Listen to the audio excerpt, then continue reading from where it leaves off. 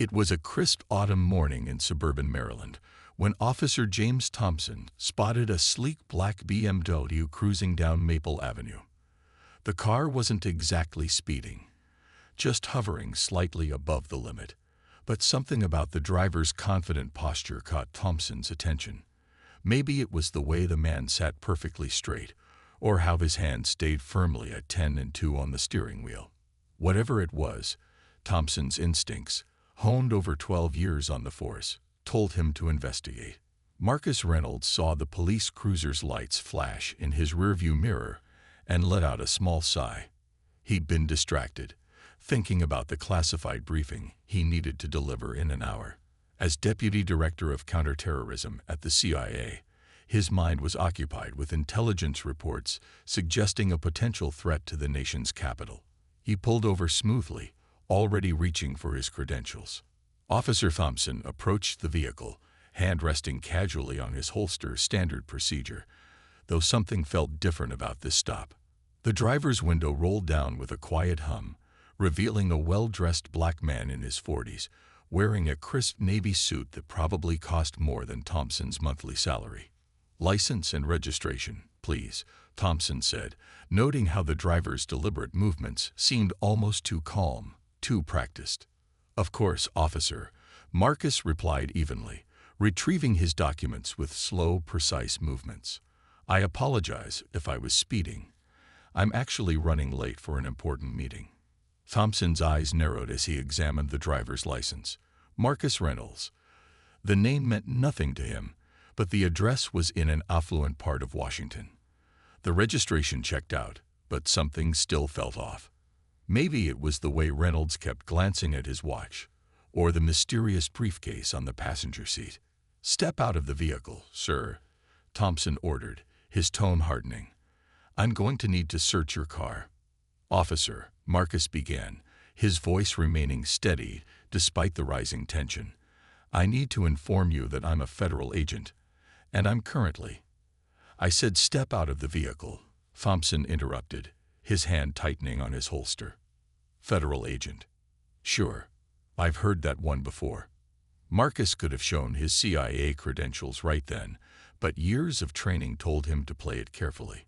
Some operations required discretion, and he couldn't risk compromising sensitive information. So he complied, stepping out into the cool morning air while reaching for his phone. As Thompson began patting him down, Marcus pressed a specific sequence of buttons on his phone. A silent alert that would soon turn this routine traffic stop into something much bigger. Little did Officer Thompson know, but his next 10 minutes would completely transform his understanding of judgment, power, and consequences. To be continued. The situation grew tenser as Officer Thompson's backup arrived. 2 more patrol cars with flashing lights. Marcus Reynolds remained perfectly still, his hands visible as 3 more officers approached. His CIA-trained mind was already calculating scenarios, but he knew escalation would only make things worse. "Got any weapons in the car?" Thompson demanded, his flashlight beam sweeping across the BMW's interior. The morning traffic was starting to slow down, curious drivers rubbernecking at the scene of a well-dressed black man surrounded by police officers. "Officer, if you'd just allow me to reach for my credentials," Marcus began, but Thompson cut him off. "We'll get to your credentials soon enough," Thompson sneered, making air quotes. "Right now, I'm seeing a suspicious individual with a locked briefcase who claims to be a federal agent.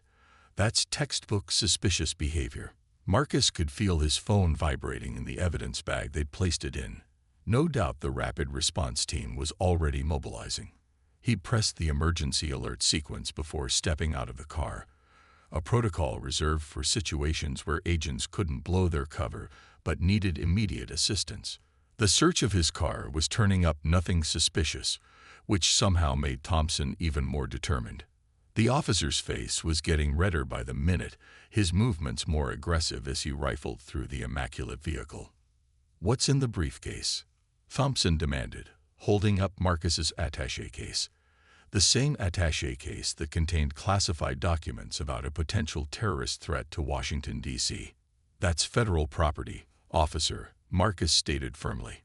It's classified material, and you're not authorized to. Resisting arrest and potentially concealing dangerous materials, Thompson announced, pulling out his handcuffs. You're coming down to the station. As the cold metal closed around his wrists, Marcus allowed himself a small smile. He could hear distant sirens approaching. But not police sirens. These had a different pitch, the kind that accompanied federal vehicles. His watch showed exactly 7 minutes had passed since his alert. You find something funny? Thompson asked, clearly irritated by Marcus's composure. Just thinking about the next 10 minutes, Marcus replied calmly, hearing the distinctive hum-pomp of helicopter blades approaching. They're going to be quite educational for everyone involved. The federal response teams were inbound, and Marcus knew that Officer Thompson's world was about to be turned upside down. Sometimes, karma worked with impressive efficiency, especially when backed by federal authority and a legitimate need to protect national security. Would you like me to continue with Part 3? The police station buzzed with morning activity when Officer Thompson marched Marcus Reynolds through the front doors. The other officers looked up from their desks, curious about the well-dressed man in handcuffs who carried himself more like a CEO than a criminal. Got a real piece of work here, Thompson announced, leading Marcus toward booking. Claimed he's some kind of federal agent, probably running a scam. Marcus remained silent as they took his fingerprints, knowing the system would ping his identity within seconds. The booking officer's computer suddenly froze, then displayed a red screen with federal insignia. At that exact moment, the station's front doors burst open. A team of suited individuals swept in, led by a stern-faced woman who flashed credentials that made the desk surgeon's face turn pale. Behind them, through the station's windows, everyone could see black SUVs and 2 unmarked helicopters surrounding the building. This is FBI Assistant Director Sarah Chen, the woman announced, her voice cutting through the chaos. Release Deputy Director Reynolds immediately. This is a matter of national security. Thompson's face drained of color as he watched his police chief sprint down the stairs, almost tripping in his hurry. Behind Director Chen, a team of CIA officials was already securing Marcus's briefcase and phone. Officer Thompson, Marcus said quietly as they removed his handcuffs, that briefcase you were so eager to open contains classified intelligence about a potential threat to our capital. Your interference delayed a critical security briefing. The station erupted into frenzied activity. Federal agents were everywhere. Phones were ringing off the hook, and Thompson stood frozen, watching his career crumble before his eyes. His chief was already in an intense discussion with the federal officials, occasionally shooting furious glances in his direction. Marcus straightened his suit jacket, now surrounded by his own security team. He could have been angry, could have demanded immediate punishment, but his years of experience had taught him that sometimes the best lessons come from letting people face the full weight of their mistakes. I suggest you use this experience wisely, Officer Thompson, Marcus said, adjusting his cuffs. Prejudice isn't just morally wrong. It's also remarkably inefficient. You wasted resources, compromised security, and damaged your career, all because you couldn't see past your own assumptions. The wall of federal agents parted as Marcus walked toward the exit, leaving behind a chaotic scene of ringing phones, shouting officials, and one very pale police officer who was just beginning to understand the magnitude of his mistake. The next 24 hours at the police station were unlike anything anyone had ever seen. News vans clogged the streets outside, their satellite dishes reaching toward the sky like metal sunflowers. Inside, the chaos had evolved into a different kind of tension, the kind that comes when careers hang by a thread.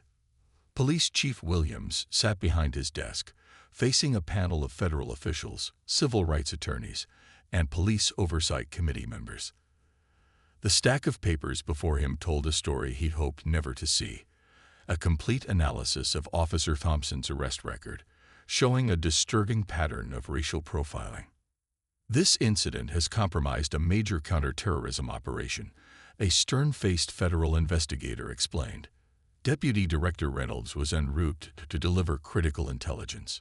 The delay caused by this unauthorized arrest created a significant security gap. Meanwhile, Officer Thompson sat alone in an empty interrogation room, staring at his reflection in the two-way mirror. His phone hadn't stopped buzzing with messages from fellow officers, family, and reporters.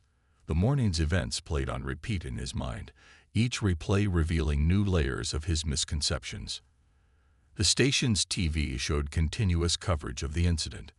National news anchors debated the implications, civil rights leaders called for reform, and security experts discussed the dangerous intersection of racial profiling and national security. Officer Thompson's actions today didn't just expose his own bias.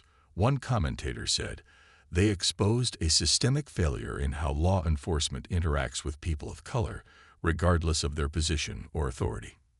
In his office, Chief Williams was making the hardest phone call of his career. Yes, Mr. Mayor, I understand the severity. Yes, we're implementing immediate changes. No, sir, this won't happen again. The department's public relations team worked frantically to craft a statement. But how do you explain away something so fundamentally wrong? How do you justify an officer arresting a high-ranking CIA official based on nothing but prejudice? Outside Thompson's room, two internal affairs investigators reviewed bodycam footage, shaking their heads at each red flag they spotted. The evidence was damning. Clear bias, escalation without cause, dismissal of valid credentials. Back at CIA headquarters, Marcus Reynolds sat in his office, reviewing the morning's fallout. The operation he'd been heading to, tracking a potential terrorist cell, had been successfully handed off to his deputy. But now he faced a different kind of challenge. Sir, we've got the police chief on line 1, and the Attorney General wants to discuss pressing charges, his assistant announced. Marcus leaned back in his chair, remembering Officer Thompson's face when the truth was revealed. The fear, the shock, but most importantly, the shame. Sometimes the best lessons weren't taught through punishment, but through understanding. Get me the police commissioner, Marcus said. I have a different approach in mind. Across town, Officer Thompson sat in his living room, staring at the suspension notice on his coffee table. His phone kept buzzing with messages from fellow officers, some supportive, others disappointed. The local news had been running the story all day, with his police photo prominently displayed. A knock at his door made him jump. Opening it, he found himself face to face with Deputy Director Reynolds, flanked by two CIA agents. Officer Thompson, Marcus said calmly, "May we come in?" The next hour changed Thompson's life. Instead of pressing charges, Marcus shared stories from his 20-year career. Times he'd faced discrimination despite his position, moments when prejudice had interfered with national security, and the cost of these biases to both individuals and the nation. I'm not here to end your career, Marcus explained, watching Thompson's tense shoulders gradually relax. I'm here to redirect it. Your record shows you're a good cop when you're not letting bias cloud your judgment. So here's my proposal. Instead of termination, you'll undergo extensive bias training and then help develop a new program for federal-local law enforcement cooperation. 6 weeks after the incident, the police department's training room was packed with officers, all eyes fixed on the unlikely pair at the front. Deputy Director Marcus Reynolds and Officer James Thompson. The tension in the room was thick enough to cut with a knife. I was wrong, Thompson began, his voice steady despite his nerves. Not just about that morning, but about many stops I'd made before. I let bias override my training, and it nearly cost us all dearly. Marcus stepped forward, clicking to the next slide showing security footage from that morning. This incident could have ended differently. Officer Thompson could have lost his job. I could have pressed charges. Instead, we chose to turn this into something constructive. The new training program they developed was revolutionary. It combined real-world scenarios with federal-level security protocols, teaching officers how to maintain public safety while respecting citizens' rights and positions. Thompson's honest account of his mistakes made the lessons real and relatable. We've had federal agents role-playing different scenarios with local police, Marcus explained, showing video clips of training exercises. The results have been impressive. Use of force incidents are down 40%, and community trust is growing. In the back of the room, Police Chief Williams nodded approvingly. The department's reputation had taken a hit, but their response was being hailed as a model for other cities. News outlets that had once criticized them were now running positive stories about police reform. Thompson shared body camera footage from his recent patrols, demonstrating the new approach he'd learned. The difference was striking. More patience, better communication, and zero assumptions based on appearance. This program isn't just about avoiding mistakes, Thompson concluded. It's about building bridges between law enforcement agencies and treating every citizen with the respect they deserve. 1 year later, the story of Officer Thompson and Deputy Director Reynolds had become legendary in law enforcement circles. What started as a tense traffic stop had transformed into a nationwide movement for police reform and interagency cooperation. Marcus sat in his office at CIA headquarters, reviewing the latest statistics. The training program, now implemented in 32 states, had reduced bias-related incidents by 65%. More importantly, it had created a network of trust between federal and local law enforcement that proved invaluable in numerous operations. Thompson had been promoted to training coordinator, traveling across the country to share his experience. His honest account of transformation resonated with officers everywhere. The hardest part, he often said, was admitting that good intentions aren't enough. We need to actively work on our biases. The morning's paper sat on Marcus's desk, featuring a front-page story about their unlikely partnership. From confrontation to collaboration, how one traffic stop changed American policing. Next to it lay an invitation to speak at the National Police Chiefs Conference. Inside the police station where it all began, a framed photo hung in the entrance hall.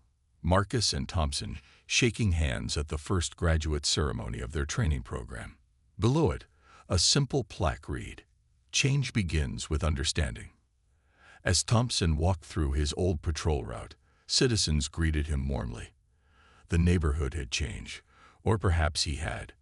Either way, the fear and suspicion that once clouded his judgment had been replaced by something better: respect, understanding, and a deeper commitment to true justice. Sometimes, Thompson reflected, watching a group of rookie officers practicing their new protocols, karma doesn't just hit hard. It hits exactly where it's needed, teaching lessons that transform lives. He smiled, checking his watch. He had a training session to lead with Marcus in 10 minutes, continuing their work of turning one morning's mistake into a lifetime of positive change. The end.